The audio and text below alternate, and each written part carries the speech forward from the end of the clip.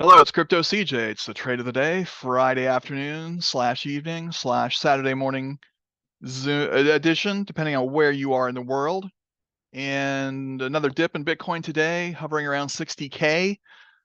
That seems to be holding a support for the moment. Got a little bit of news bouncing around. Let's go to my Twitter feed.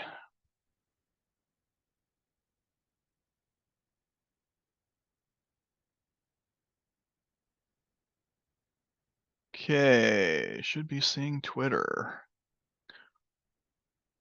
Okay, so here's the bad news. SEC is suing Consensus, which has something to do, this has something to do with MetaMask and staking and those kind of profits, that kind of passive income. The SEC doesn't like that very much, so they are going after uh, Consensus and MetaMask. There was some talk about this in the last week or two, so we know this was coming. Not a big surprise, but we started out mostly positive today, and then this news hit and things went negative. But we've got something going on our side. Our friends at the Supreme Court overturned the Chevron case. Now, I'm no legal scholar. I was a paralegal for many years, just enough legal knowledge to be dangerous. So, interpreting Supreme Court rulings is not my forte, but from what the people are saying here on Twitter, this is the issue.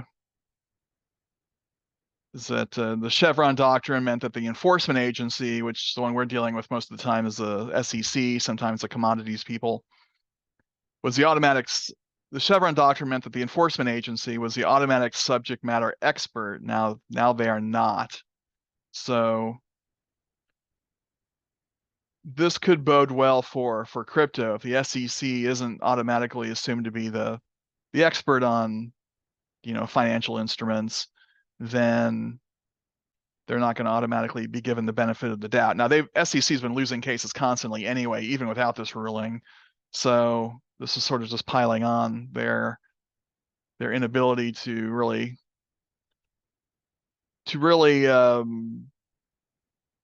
prevent those actors in the space who are trying to do something good. Um, they've been getting SEC's had no success with them. Now they have had some success against some scams and some things like that many years ago, but their lawsuits against token creators where the tokens do not resemble securities, those have been brushed aside by most of the courts. So that's pretty good news. And there's one more thing I wanted to go over. Yeah, I think it was on regarding Solana. So let me go to the news section here. It was this one, the Solana ETF. A second ETF issuer requested SEC permission for approval for Solana. The first one hit the news yesterday, and that pumped Solana's price up considerably. Then it dipped down, a lot of profit taking, and then now it looks like it could go up again.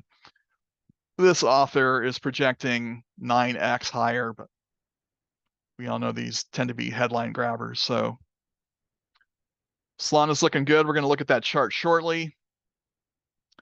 But that's the news I'm seeing. Now, there was a presidential debate last night. I'm not going to get into that, but at least not on the recorded portion of this Zoom call. Perhaps if you guys want to stick around after that, we'll chat about it a little bit. But crypto regrettably did not come up. I was hoping it would, but it did not. So hopefully they'll address it in the next debate, which I believe is in September. So that's the news as far as I know. Do you guys have anything to add or comment or anything like that?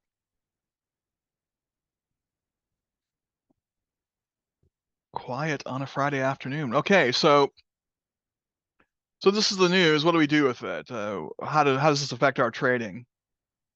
Let's go to the charts and see what we can find. We'll go to Altcoin Alert and see what it's recommending.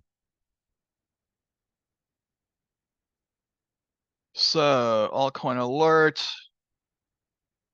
and you guys should be seeing I'm on the altcoin radar setting.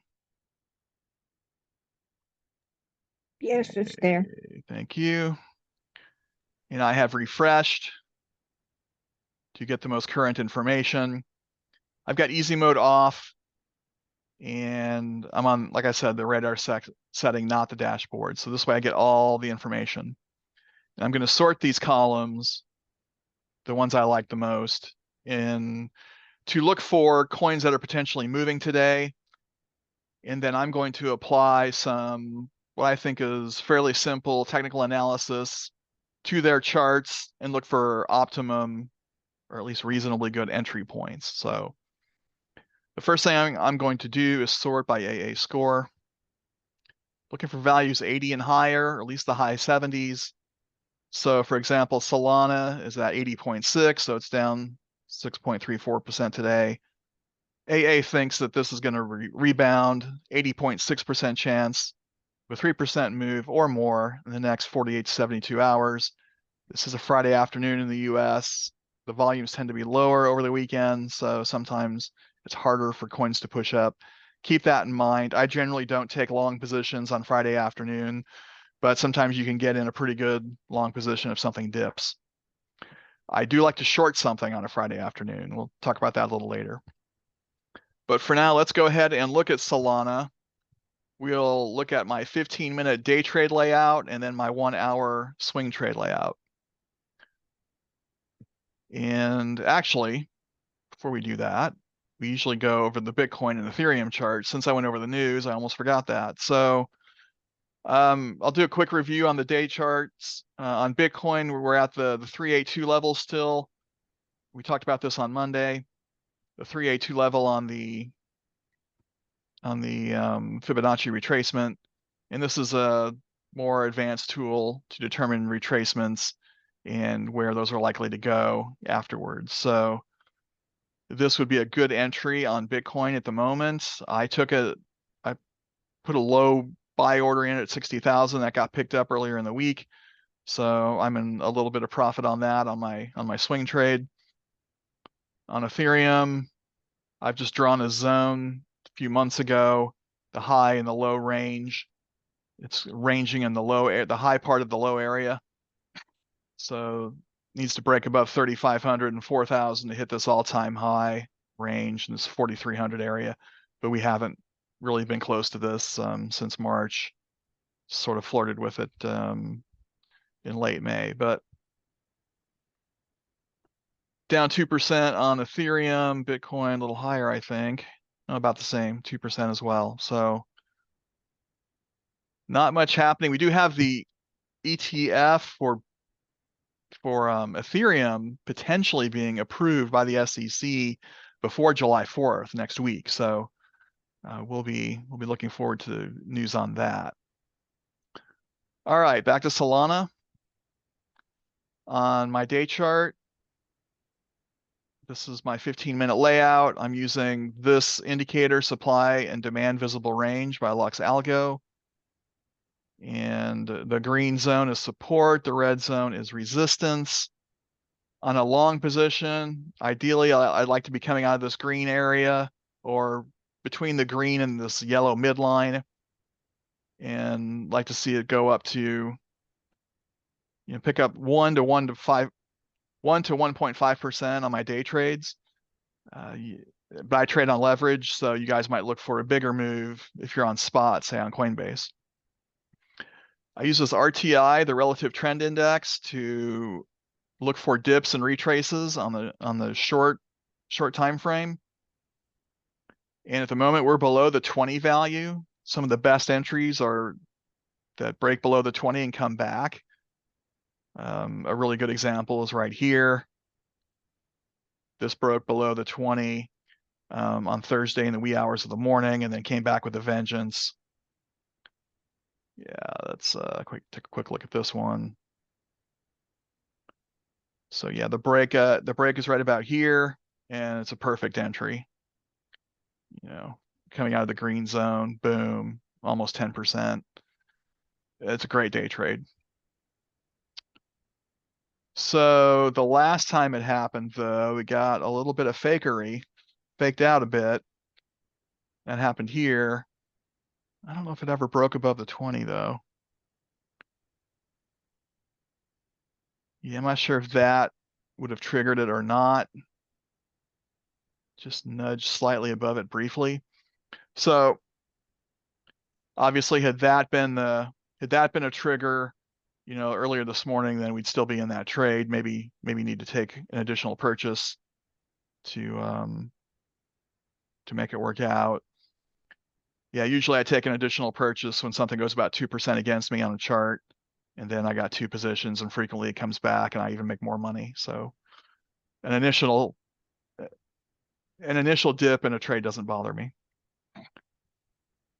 Okay, so what do we do with this RTI? Well, what I would like to do at the moment, it hasn't broken above the 20, so I'm going to set an alert on the RTI. I'm going to right click, add an alert,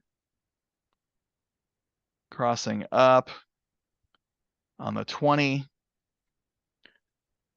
If you choose once per bar close, it'll leave it on until you turn it off, or once per bar, either one. If you just want to get one long trade for the weekend, leave it on for only once. And I usually use my information source for the alert names. This is an AA score. And TradingView will remember multiple entries since it's a database. So you can just click on that to get the rest of that entry. On your notifications, I'm going to notify on my app on my smartphone, pop up on my desktop computer, play sound also on my desktop computer, and probably go with Chirpy on this one. So click create and you're good to go. Now, since I'm a more experienced day trader, I'm going to trade on leverage, on a foreign exchange, try to maximize my money that way. You shouldn't do that until you're experienced at this. But I'm going to trade the Solana in both directions. If you look here, when it broke above the 80 in this huge move and then dipped down right about here, that's a good entry on a short. You see how it cratered down. So I would want to take a short position probably right about here when that happened. And you can see, I might have gotten out here with a 1.3%, but if not, I definitely would have gotten out down here. So for me, I'm usually looking for like 1 to 1.5% times 10x leverage. That's 10 to 15%. Even if you just take those 1.5% moves on a spot trade, you pile those up consistently, your balance can grow pretty quickly.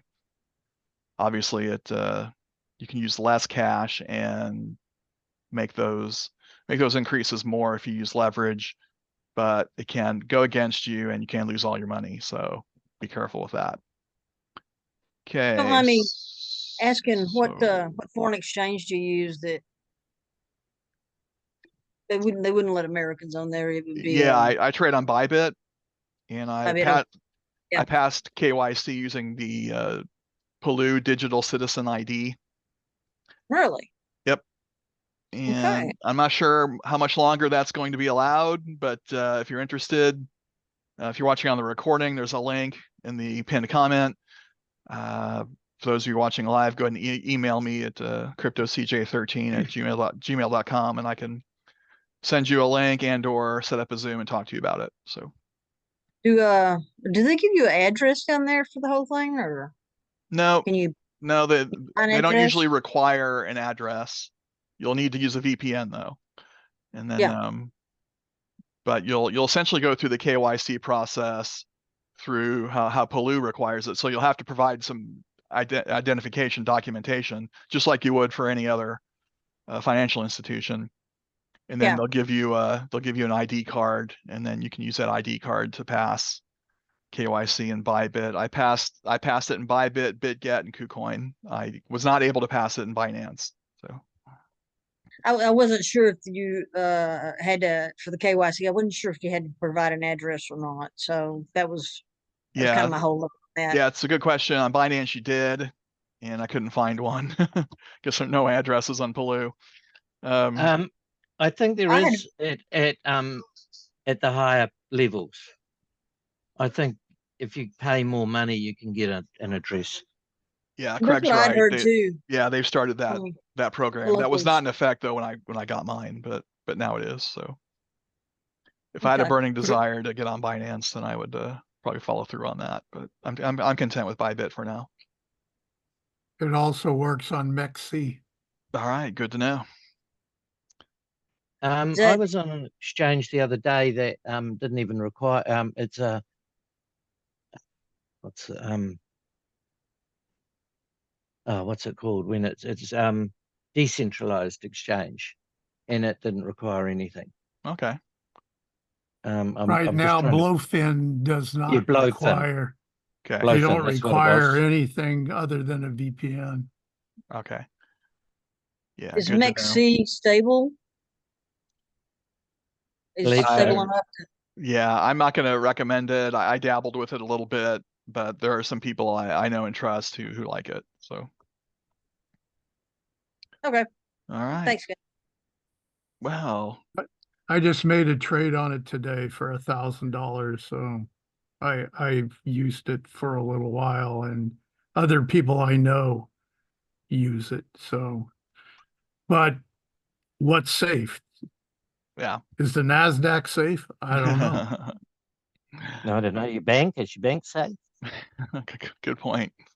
I mean, we're all crypto people. We generally don't trust the traditional institutions anyway. So, okay, but that's a topic for another time. Thanks for the question. A little bit of a detour there, but that's okay. Let's see, where were we? I think I just wrapped up my day trade analysis of Solana. And like I said, I think this is ready to move. Once it breaks above this 20, then that would be an entry for me, not financial advice, but do with that information what you will. Okay, so I'm gonna go over to my swing trade approach. Not everybody wants to do multiple trades in a day. Some people just want to make a trade and check on it maybe once or twice a day, leave it going for a while. I know there are swing traders on this call, and that's just as valid a strategy than my day trading. So I've got Solana chart on the 1 hour, and I've got the same supply and demand visible range that I use for support and resistance. Got a few different indicators though. Got the SuperTrend, which isn't my favorite indicator, but it is alert friendly. It's easy to set alerts on this. I don't use any indicator. Well, I'm reluctant to use an indicator unless it has an alert function. So setting an alert on SuperTrend is really easy. Just right click and you can go with direction change if you're trading both directions, buy for a long, sell for a short.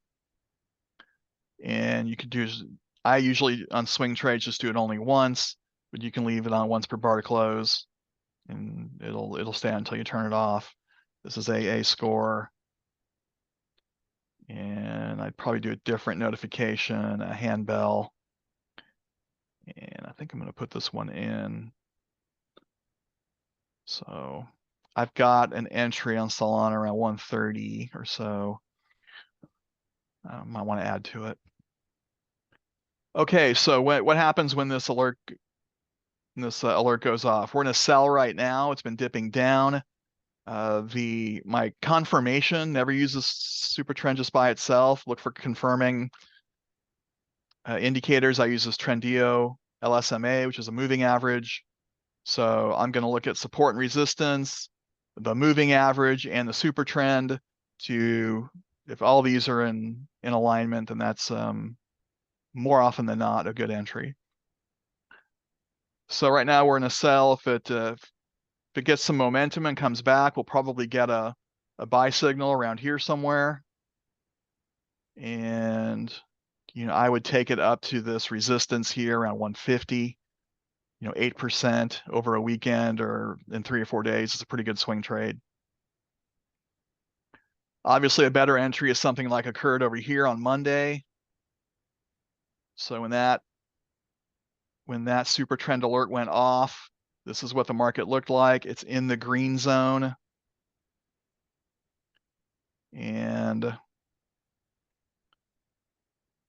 so that alert goes off here. We don't get the Trendilo till here, which is a little better entry anyway. And then at that moment, it looks like this. And so we've got,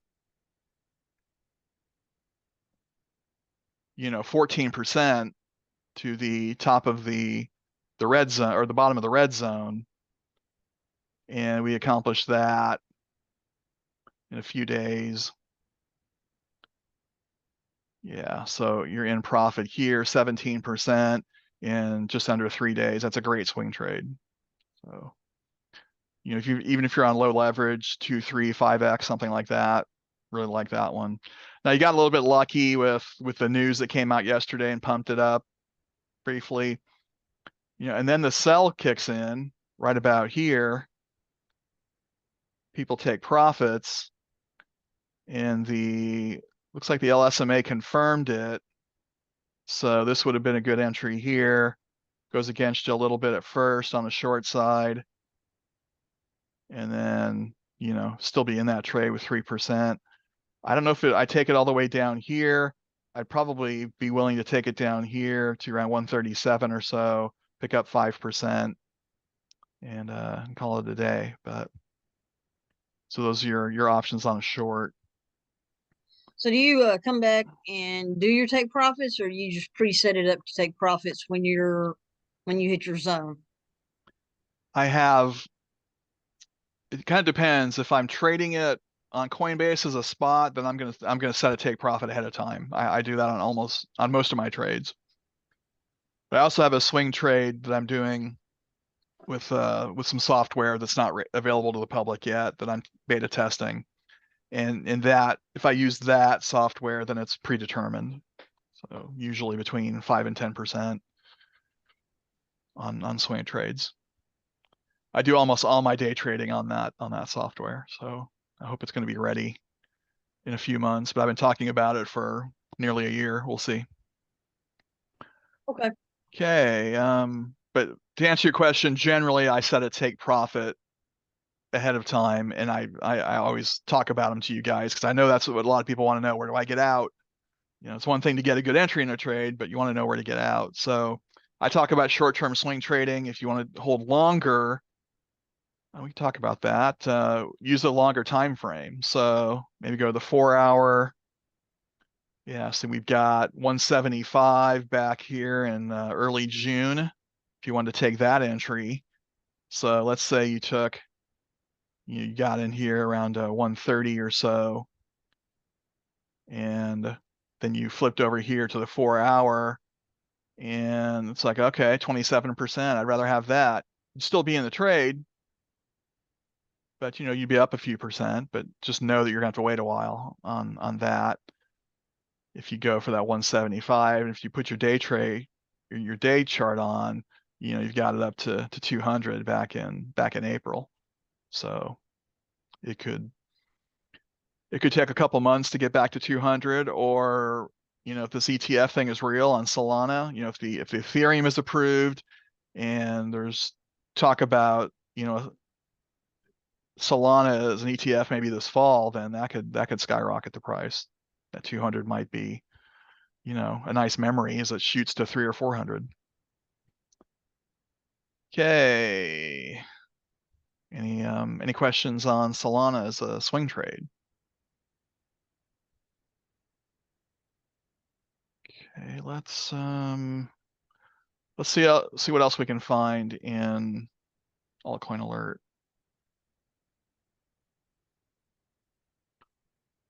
So that was an AA score. Another one I like is social activity. I'm going to match this up with trading activity. And when these two are in alignment, sometimes that's worth checking out. Got YFI with fire on both. What I don't want is this, fire and poop. Nobody wants that. So fire and thumbs up is good. VJX, don't really know that one. AKT, Lido. CryptNation guys like Lido. Now, Didix, I like this one. I trade this a lot. Thumbs up on both. But let's look at one I haven't looked at in a while. Lido, LDO. I think this one's on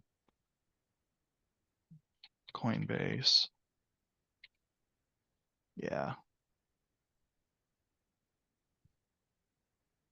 Okay, so on the 15-minute chart, we've got some similarities to what we had on Solana on the RTI. I'm gonna go through this one faster since we went over the Solana in some detail. It's below the 0 at the moment. I want to see that break above the 20. When that does, that could be a good entry. Last time it did it was this break here. And we got, about 3%. Good day trade. So that's an easy alert to set. Right click. Crossing up on the 20. And the rest So that's LDO as a day trade. As a swing. Question there. Okay. You want to go back to the day trade? Yeah. All right. That one. Okay. If you're looking to do a long at the tip of that red point, you said you would get in back up to 20. But if you're doing a long, couldn't you get in at the tip of the what is it, oversell? Or So you're looking like right around here? So, yeah, and then ride it on up. Even if you ride it up to the 20, that's kind of a significant move. I mean, is it not reasonable, or is it's out there for a reason I'm not seeing? Well, let's look at this a little differently. On the 5-minute chart, in a 1, 2, 3 dip, I talk about this on Mondays. 1, 2, don't really get a third dip, and it kind of trends down. See, what I don't like about the 1, 2, 3 dip strategy and why I modified it is I want to see evidence of a recovery, because look what happens here. It dips down. Maybe you get in here, but it's still dropping. So I'd rather have a little bit of assurance that it's coming back and miss out on maybe a couple percent in the process, but have evidence that it's coming back. And that's what you get when it dips down below the 20 and then comes back. And that's why I set my alerts that way, because I want evidence that it's coming back. You'll hear Bryce on CryptNation talk about catching a falling knife. Yeah, that's the risk you take when you buy down here. Now, even if it's on one that you're fundamental analysis, you're really confident in this program. When it comes down there, you just, it's kind of a no-go zone. Well, you're kind of mixing analyses in my mind. If you're trading as a fundamental trader, you're going to be more interested in long-term approaches. So, that's in my mind, that's more of a swing trade approach. But I guess you could use it on a day trade in case it goes against you and you keep it for a while, and you rather do that with a coin you believe in. I guess I get that. But well, suppose you get a bad trade and you're above the 80 and it tanks on you, and it's like, it's still a good product, but it tanks and you're just waiting for it to come back, and it just stays down riding the 20. So, I've got a couple of those, and I found it very irritating that I was messing around that weekend and just missed the whole boat. It's like, do I just continue to ride it because they're good, they're a good product, probably, they're going to stick around for a while, they've been around for a while, or do I just go ahead and switch it into something else that I can trade faster, or that's showing more or less volatility, I guess? What CJ's trying to achieve is getting into the trade and getting out of it fairly quickly for a reasonable profit, not trying to extract every last drop of blood out of it. And what you find with the situation that you're in is the lost opportunity. So you get stuck in a trade for several days, then you're not trading anything else either. So, right. Taking less profits and being sure of your trade gives you a better outcome longer term, because of the opportunity to take another trade in a very short time. That's right. That's a good explanation. That's the difference. One of the differences between day trading and swing trading. So, okay. I would add that that big swing down on the RTI, that's a 15-minute chart. That has nothing to do with fundamentals and longer term trading and holding. Well, I And really wasn't looking for a long-term trade. It's just that I got to mess right, around. right, I missed right, it, but right. I didn't just dump out But of it see, because I didn't know anything about it. but you're getting divergence from that big red down unless you get a V bottom and immediately go back up. That wouldn't be a good trade. But you see that the price is continuing down, but the RTI is going up. So you're beginning to see divergence, which says sometime in the relatively near future, it should start going back up. It doesn't have to, but more than likely it would. So yes, there you go. That's the divergence, right? The only question is price finished going down? You don't know that yet. Yeah, that's why. And I think you started with, why wait till the 20? And that's why I like to wait till the 20. But some other issues filtered in. Kim, I think what you described is what I like to call the unintentional swing trade. When you make what you hope is a day trade and then it goes against you and you're stuck in it for, way longer than you wanted to. But some of those you have to cut loose and take those funds, like Craig said, and invest them in just better entries, especially if you did something wrong.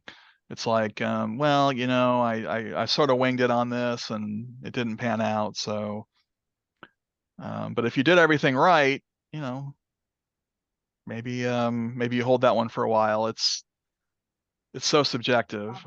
It just depends what I you're. definitely did it wrong. I'm just trying to figure out where to dump out of it and get in something else. And then also, like on the really low RTI below the 20, it was like, well, I mean that's I don't know how many points that is up there to the 20 from the peak of that, but uh it's still kind of, I guess you said, in kind of a danger zone there. So Hmm. Yeah, That RTI is close to 200, if not 200, minus 200. mhm, And it's just telling you that the downtrend is slowing down. mhm. That's what it's telling you. It doesn't mean it's going to reverse, but it means probably it's going to reverse relatively soon. So I would wait for some more bottoming type of signs, whatever that means to you, however you determine that. And then if you're in a trade, but if you saw the RTI still really going down hard, the price is still going to go down hard. But maybe in that trade that you're underwater in, it is getting close to the bottom, and the RTI could be telling you that. So I yeah, don't know if that makes sense. Mm. yeah, yeah, Yeah, yeah. it's I'm just currently slowing. The downtrend is slowing. At least it was, and now Right. it's actually increasing again because it was The slowing here and yeah, then slightly increasing. But right. regardless, it's not ready to buy yet, I don't think. So if you okay. buy, I want to see that break above the 20. But I was you just can wanting to set. But see if I was but it missing. help it Mhm, it helps you decide if you should bail out, because if you think it's even going to go down more, right? If the mhm. RTI is telling you this is going to get worse, maybe you do want to get out and just take the loss and move on. But if you think you're close and you're underwater, but you're willing to hold, and if it's going to come up relatively soon, you might stick it out. These are just probabilities. There's no certainty here. Yeah, probabilities is the Okay. best you can do. Yeah. Okay. All right. Thanks, guys. Thanks, everybody. All right, let's look at this as a swing, and then we'll look at one more and then wrap it up. So Coinbase chart, LDO, 1 hour. Yeah, the big crater down.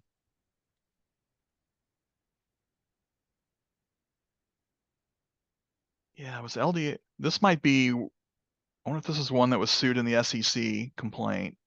I didn't have time to read it, but do you guys know if Lido is frequently attached to MetaMask and that's how they do some of their transactions? Okay, I prefer the central exchanges for most of my trading, so I don't do a lot of, stuff on DEXs, but that might be something that's affecting the price of LDO. That'd be a good thing to know. But you're going to want to wait to get into this to get some evidence of a recovery.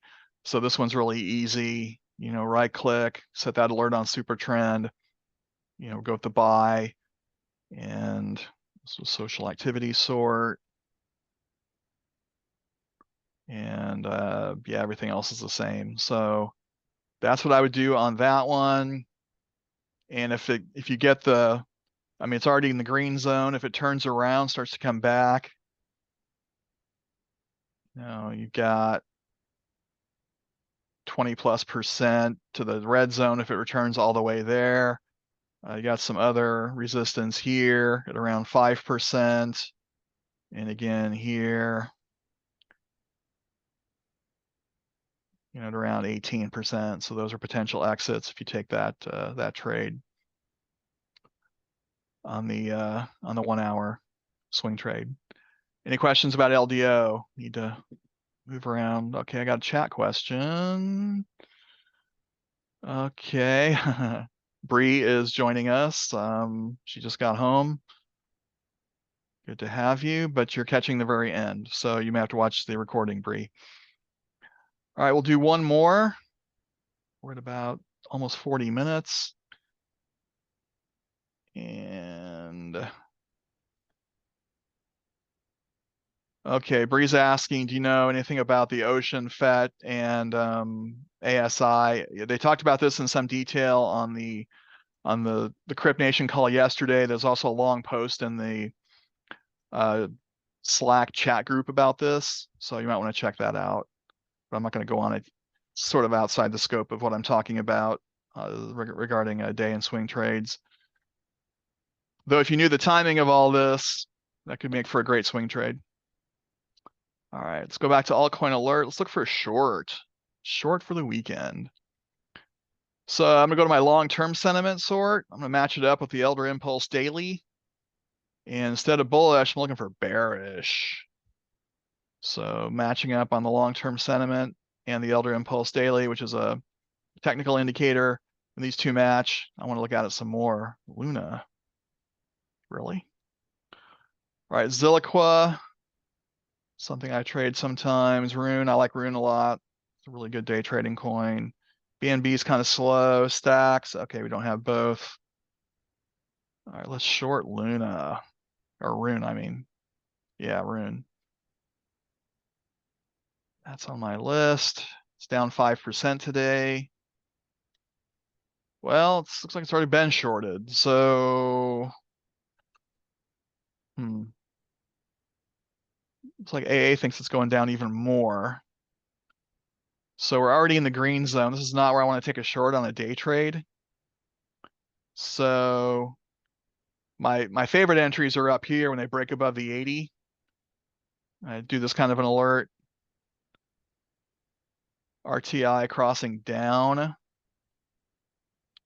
on the 80, once per bar close, and then you know the rest. Now, as a leverage trader, I'm going to trade both directions. So I'm going to enter a channel on this alert. 20 on the bottom, 80 on the top. Long-term sentiment. And when I set this alert, I'm going to get a rectangle in the RTI. So yeah, and that alert shows up over here. Long-term sentiment buy. So if this breaks above the 20, that alert will go off. Not sure if I'd want to take it, but if it breaks above the 80 like this, and then comes back down, there's a better example here. Breaks it below the 80. Goes against me a little bit, and then craters down here, 4%, love that.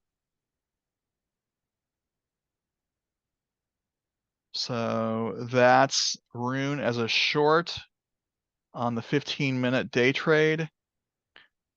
On as a swing trade short, it's pretty much the same setup. It's already in the green zone, so I don't like that. Don't like that entry. But what I can do is set an alert on the SuperTrend and pick a sell, even though it's in a sell already. And so you click that one, everything else is the same. So let's say this curves back up, you know, in the green and then flips back around in the red. It may not happen till, you know, late Saturday or Sunday. Maybe you get in around here somewhere on a short, you take it down, you know, 3.5%, 4%. It's not a great swing trade, but, you know, not terrible either. But ideally, you're coming out of the red zone, or at least going through the halfway point on shorts. You don't want to short at support. Any questions on Rune? Okay. Any questions on Altcoin Alert or any coins you want to look at? Okay, had a chat. Okay, Bree's asking, how do you play short? Short is trading slang for initiating a trade that profits when the coin goes down. So I could explain exactly how it works, but if you're asking that question, that tells me you're not a very experienced trader yet.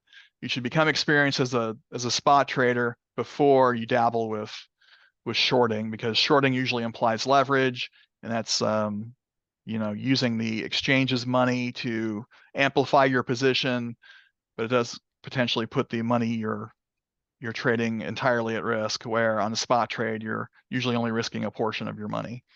It's rare for a spot trade to go to zero, but if you lose 10-20%, you you know, you're only losing 10 to 20% of your investment, where if you do a day trade at 10x leverage and it goes 10% against you, you've lost all your money, because 10 times 10 equals 100, 100%, and it's all gone. I tried to explain that in a few sentences. It's a little more complex, but anyway, you could short at 1%. That's possible, or 1x leverage.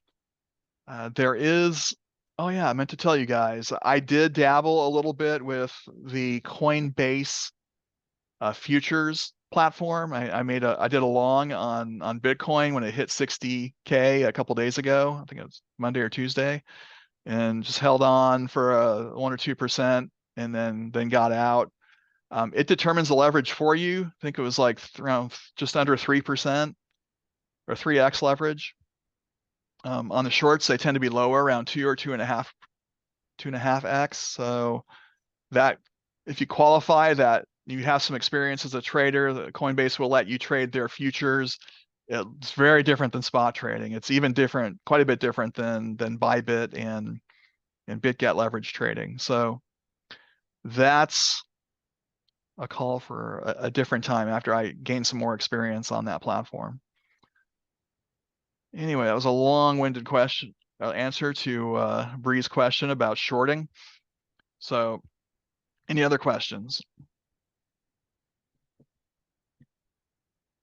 Okay, Bree's going to do some more research on that. All right, I'll wrap it up here then. If you're watching on the recording, rather see you live on Mondays and Fridays. Check out the opportunities in the pinned comment. They help to fund the channel. You guys have a good weekend. We'll see you next time. Bye. See you guys.